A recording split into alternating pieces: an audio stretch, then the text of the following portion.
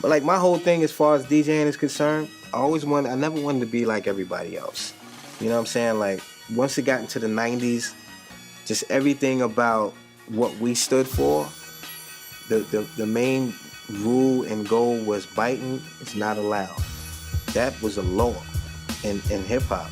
And then that law just somehow just got dissolved because now biting is celebrated. So now a DJ will sit there with a videotape and study every movement, even study your facial expressions and while you're DJing, and then go and do the same thing.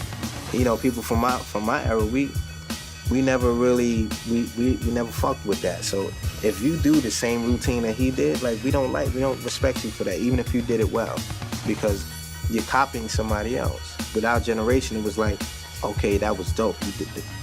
Now watch what I come up with. You know what I mean? It wasn't, I'm gonna learn that. You know what I mean? So that's how it was with me. When it came time for me to do the scratches on So What You Saying, they handed me the cassette tape, like, yo, come up with some scratches for this.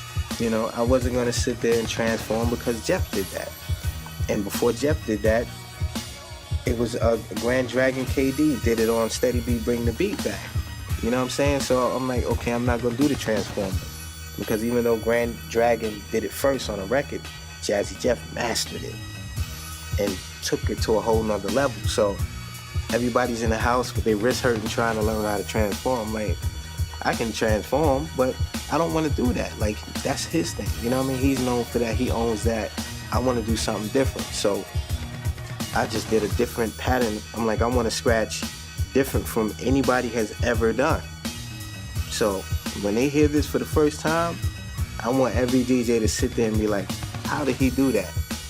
And plus I wanted the scratches to be so in sync with the music that it sound like a part of the sample.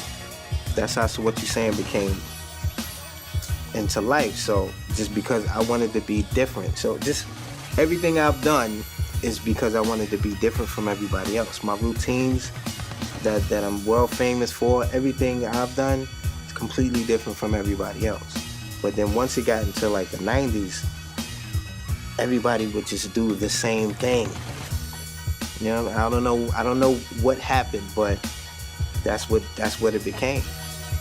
Let's say 88 came, Rakim, EPMD, Slick Rick, Stetson Sonic, Puff, just all of these different groups, and nobody sounded the same. De La Soul, everybody had a different sound. Now it's like, I don't know, I don't get it, but one of the main things, and I just said this in a lecture at a college the other day, as far as the production is concerned, notice all the beats sound the same.